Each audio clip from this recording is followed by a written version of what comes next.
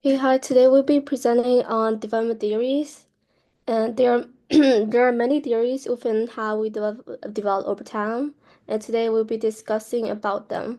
The next slide, please.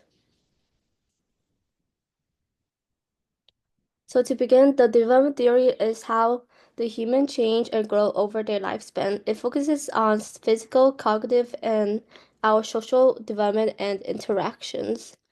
The develop the development theory offers a blueprint for research, helping researchers formulate hypotheses and interpret findings on how and why people change over time. Development theory is influenced by various factors such as biological influences, which is your physical health, genetics, and development, basically who you grow up to be, environmental influences, which is your culture, family, and social relationships and status. To some of it, this influence is basically means about you, your social life and the surroundings around you. Lastly, individual experiences, which is your personality and experiences in life over time. Next slide, please.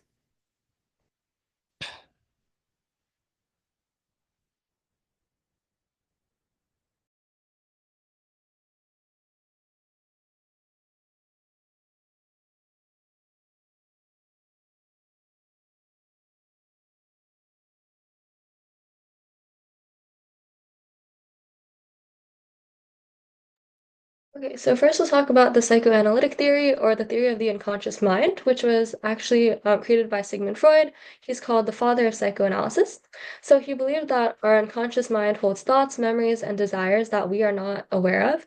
And these hidden feelings, although we aren't aware of them, can still influence our behavior. So the key aspects is that he compared our mind to an iceberg. So the top is very small, that's our conscious mind, that's what we're aware of. And the bottom is large, that's the unconscious mind. There's hidden thoughts and desires. So you can see in the image on the right of the slide that there's kind of like an iceberg diagram and it shows the way that your unconscious mind is organized. So there's repression in which you will push away and try to hide painful memories or feelings, and you'll push them into the unconscious in order to protect yourself. So Freud also believed that dreams are the royal road to the unconscious, and that when you dream, you're revealing things about your unconscious mind. So they'll show your hidden wishes and fears, and that's why dream interpretation is kind of a big factor of psychoanalytic theory.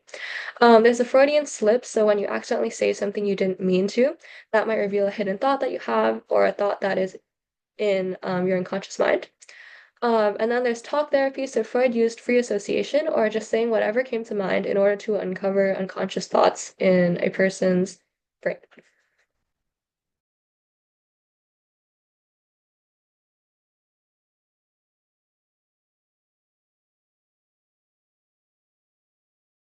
Okay, so moving on to the roles and application of psychoanalytic theory. So, this theory plays a role in our mind by suggesting that most of our thoughts and behaviors are influenced by unconscious desires and past experiences, like from childhood. It explains how internal conflicts between our instincts, morals, and reality shape the way we think, feel, and act. Um, it's also a defense mechanisms that protect us from anxiety and emotional pain, often without us realizing it. It affects our everyday life by shaping how we respond to emotions, relationships, and challenges. And in our everyday life, this theory also helps us understand patterns in our thoughts and behaviors.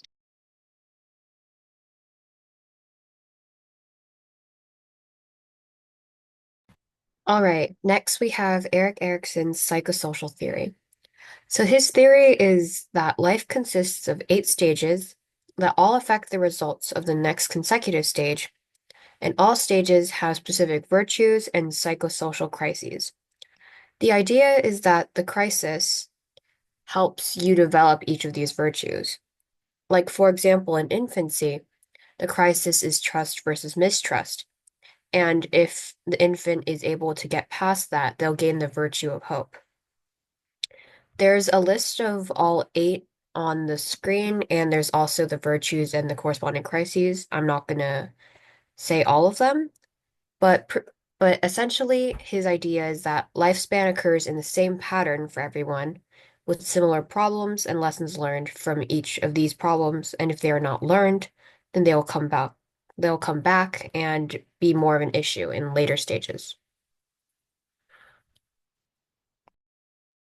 Okay. And now I'll be talking about like the specifics, rules, and application of Erickson's theory. And then I'll just go one by one because it was pretty interesting. And then the first one is infancy. This is from when they're born to 18 months years. And then this is where they develop like when they have a stability in their life. Like for example, if they cry and they get the food they want, that's considered stability. They build a trust in the world. And the opposite, if they cry and they don't get what they want, they start to not trust the world. And then toddler, that's from 18 months to 3 years old. This is when they had the opportunity to explore decision making. For example, like choosing what color clothes they want, choosing what shoes they wear. And then this leads to development of autonomy. And then early childhood is from 3 to 6 years old. This is when this is similar to the toddlerhood, but making their own decisions and like making plans, which develops their initiatives, like making plans or planning activities for their play date. And then middle childhood, 6 to 12 years old, that's like comparing yourself to like other people, like with numbers and stuff. And then that builds like industry, competence, and pride. And adolescent, that's us, I think, for right now. And it's 12 to 18 years old. That's like discovering themselves like through careers and like what they want to do in the future, what they are right now. That's like development of identity. And then early adulthood, that's from 18 to 40 years old. That's like relationships, not just making them, but like maintaining them and then turning into intimacy.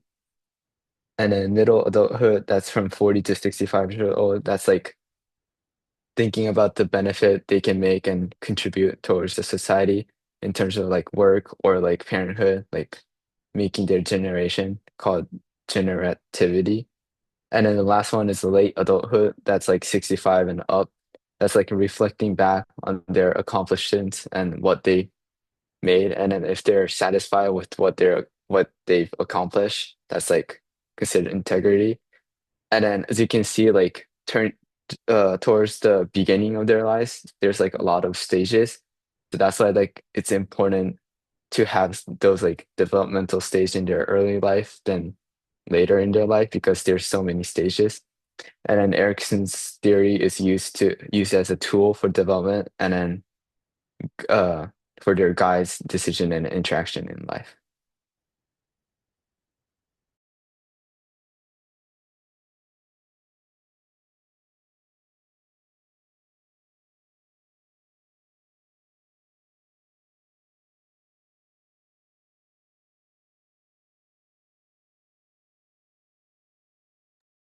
Okay, and next we go into John Piaget's cognitive development theory. So this describes how children's thinking and understanding of the world will change as they grow. So this also helps like enhance their cognitive abilities through 4 stages, which are the sensory motor stage, the pre-operational stage, the concrete operational stage, and the formal operation stage. So in the sensory motor stage, that's from infancy to about 2 years old. They'll learn about the world through their 5 senses and motor activities. In the pre-operational stage, ages 2 to 7, the children will begin to use words and pictures to represent different objects. In the concrete operational stage, children will start developing their ability to think logically and understand certain concepts. And the formal operational stage, which is after age 12, they'll begin to develop abstract and hypothetical thinking.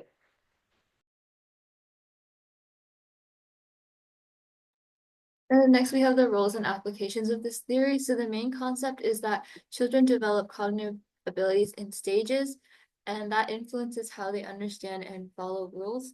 So the stages and rules of understanding are pre-operational from 2 to 7 years old. This is where the children are focused on self-centered thinking, and rules are seen as unchangeable and forced by authority. And in concrete operational from 7 to 11 years old, they begin to understand fairness and know that rules can be flexible and agreed upon. And finally, there's formal operation, where abstract reasoning takes place and children start to think deeply and with more complexity. And they also understand the moral principles behind rules, and they understand that they can be broken if needed.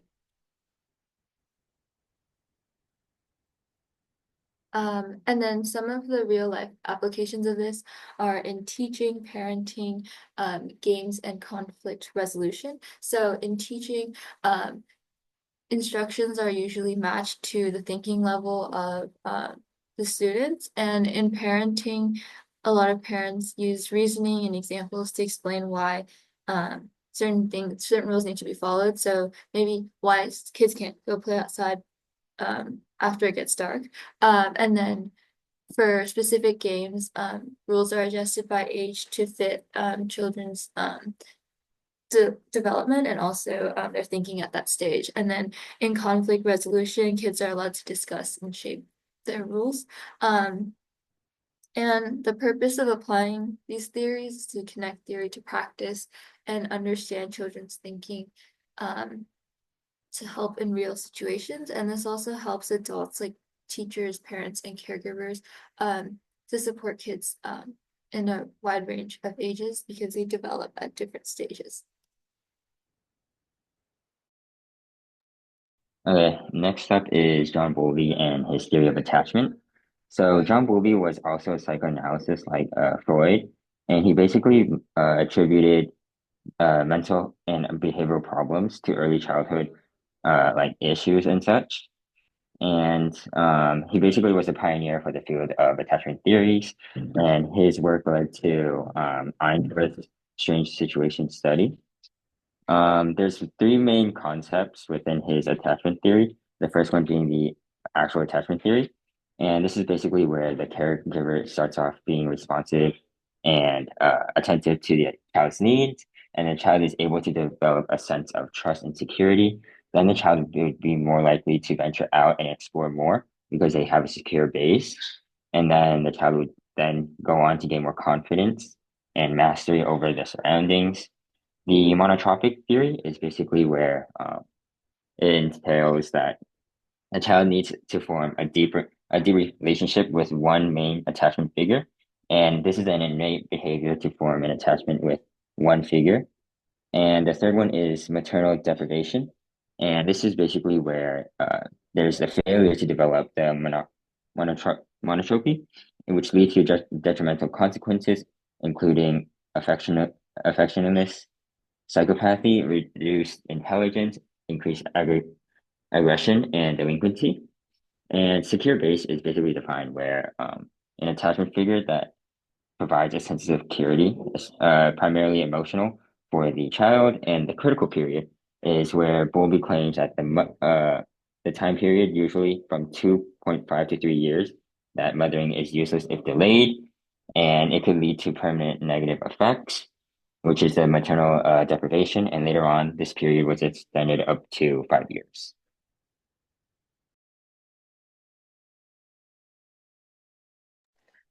Applications. Humans are biologically wired to form attachments or connections to other people. It's a part of how our brains are built. Early interactions influence the way we process emotions, stress, and social interactions. As children, our relationships with our caregivers may shape our self-esteem or how we view ourselves, our trust in others, and also our emotional regulation. As we grow up, attachment continues to affect us. It influences how we handle conflict, how we deal with stress, and how we care for others. For example, someone who has experienced physical and emotional trauma from a family member at a young age might grow up with difficulty trusting others, meaning they would have a hard time forming relationships. Furthermore, it may lead to them thinking they have no self-worth and have difficulties parenting in the future. Attachment in childhood is necessary for the development of social skills, mental health, cognitive development, and emotional health. Without it, children may have a fear of relationships, difficulty in regulating emotions, and increased risk of mental health issues. Now, that is why attachment theory is so important in fields such as psychology, social work, education, and healthcare. Professionals use it to understand the root of someone's behavior, build trust, and form supportive relationships that would help people heal and grow.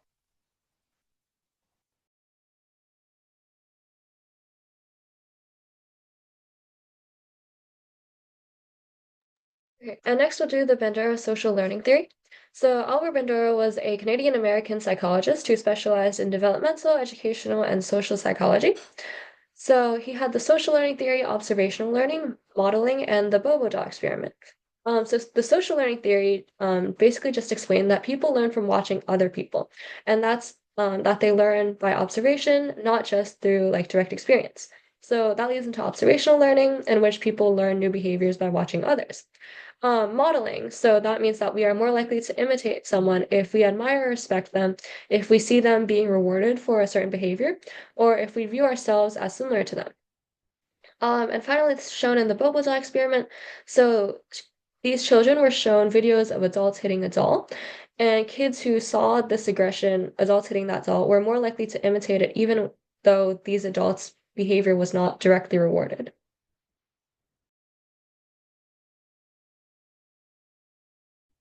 Now, moving on to Kohlberg's moral development theory, it was originally conceived by a Swiss psychologist named Jean Piaget, and this idea was continued on by a psychology graduate named Lawrence Kohlberg, which was who the theory was named after. So the main idea of this theory is that it states that most people begin with a desire to avoid personal punishment and may evolve over time to a desire to make the world a better and more just place for all people. So basically, what that means, generalizes that it states people like they realize the difference between rights and wrongs as they mature. And so some examples is the pre-conventional stage or the self-interest. A child may avoid stealing candy because they know that there are consequences linked to this. So parents could condition their children that there could be consequences for stealing candy, and they know that stealing candy would be wrong because they want to avoid the consequences for it. Um, there Another example for self-interest is that kids could share items expecting to share something back. So the reason why they would share toys would be because they expect something back in return. The next stage is conventional, which is social expectation. So, for example, a teenager could follow school rules to be seen as a good student, to maintain that reputation, because they want to keep up with that social expectation, because they know that it's right. And post-conventional is universal ethical principles. This is the stage of realization, usually when the person is a young adult, they may realize that some laws are unjust and they could speak against it. Next slide, please. Okay, this is the Bronfenbrenner's system, and this is just the theory that explains how a child's development is influenced by different levels of their environment. So the first one is the microsystem, and this is like the child's immediate environment. So it would include like people and places that they interact with. And then the second one is the mesosystem. And this is just how people and places would like communicate and connect. So, for example, like how a child's parents and a teacher would work together to support them.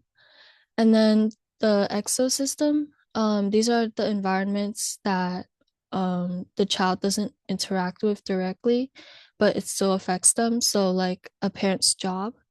And then we have the macro system. And this is just like the culture that the child lives in. So, like traditions and beliefs. And the Corona system, it's the timing of events where changes would happen to the child. So, like moving to like a new place or like a pandemic.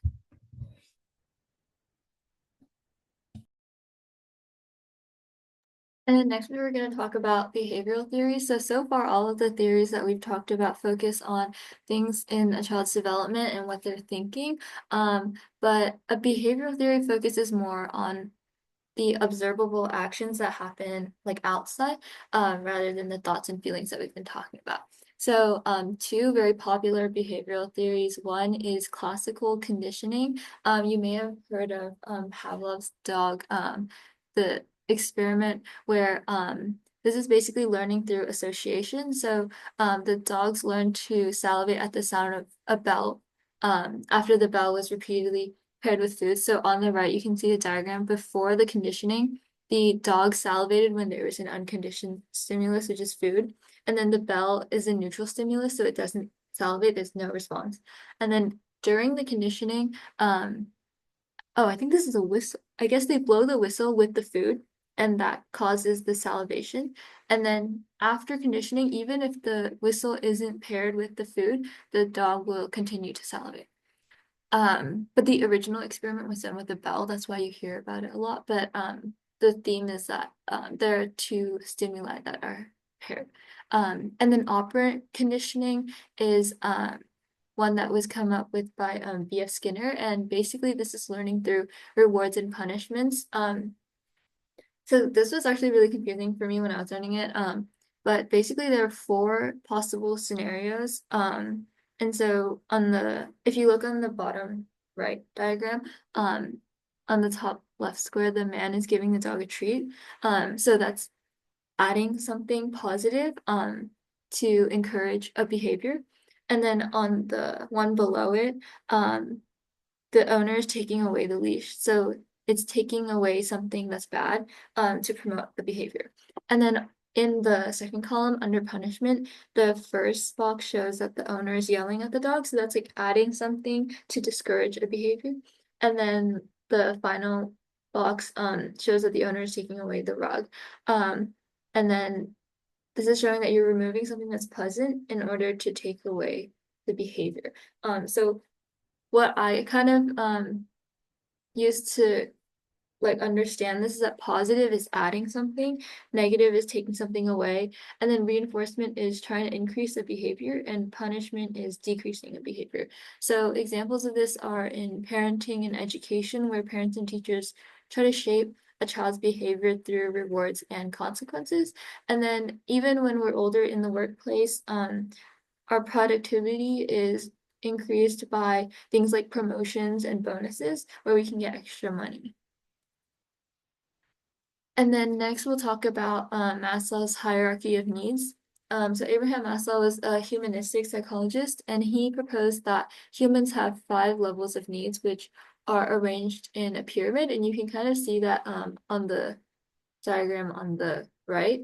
So basically, Maslow believed that we need to satisfy our basic needs before we focus on higher level growth. So there is some disagreement on this, but some people think that the basic needs are just number one, physiological needs, and some people think it's one and two. So it'll depend on your professor and what class you're taking. So for number one, the physiological needs are things like food, water, sleep, and shelter, things that you need to live. Safety includes personal safety, financial security, health, well-being, and just stability in general. And so after you get through these somewhat like basic needs, you move up to things like love and belonging. Everybody needs connection, so things like family, friendships, romance, and community. And then 4 is esteem, which is gaining respect from others, achievement, confidence, recognition, status, and self-respect. So this is like you going to school, wanting to be a doctor, go into the health field, right? And then self-actualization is the 5th part where we reach our full potential. This is focused a lot on growth. So things like creativity and problem solving that can help us grow. And then later on in his life, Maslow added a 6th need, but it's not usually taught in classes. So the 6th need that he identified was self-transcendence, so things like serving others and spiritual fulfillment, just like things beyond yourself, trying to help others. But in a lot of psychology textbooks, it's not officially recognized. So I just made it in a less dark font. And an example of this is like if a student is hungry, so they don't have their physiological needs, they're not able to focus on homework, which is part of their esteem or self-actualization. All right, so now we're going to talk about why these theories are important. Like Viva talked about the Maslow's theory, very, very important one. So psychological and developmental theories are very important because they help us understand human behavior across the entire lifespan, from toddlerhood to childhood, through adolescence and into adulthood. And they aren't just ideas in textbooks, they provide real life tools to support healthy development, education, and even self growth. For example, Erik Erikson's psychosocial theory highlights key challenges we face in different stages of life, such as developing trust in infancy or forming identity in adolescence. By knowing what's typical at each stage, we can spot problems early and nurture a person's potential more effectively. This is where attachment theory also plays a huge role, explaining why consistent and loving caregiving in early years is very important and critical for emotional security later in life. Psychological and developmental theories like Freud's psychoanalytic theory and Erikson's psychosocial theory and Maslow's hierarchy of needs help us understand human behavior and support healthy development across the lifespan. And perhaps most importantly, these theories help us understand ourselves. Freud's psychoanalytic theory introduced the idea of the unconscious mind, those hidden thoughts and feelings that influence our behavior. Maslow's theory encourages us to reflect on our personal needs, relationships, and habits, and sometimes our emotions. So, we are all students, we are all in school, and in school, these theories help teachers understand how students learn best. One famous theory, as mentioned before, is the Maslow's hierarchy of needs, explains that we all have basic needs like food, safety, and love, right? If those needs aren't met, it is really hard to focus on things like homework or classwork and even communication with classmates and friends. So before learning can happen, we need to make sure students feel okay inside and out. So in the end, these theories help us grow and learn and understand both ourselves and people around us. They make it easier, or these theories make it easier to support each other and make psychological and developmental theories. They help us understand how people grow, why we behave the way we do, and how to create environments, whether at home or school or in society, that support well-being. They promote self-understanding, support emotional development choices, and lead to healthier and a happier life.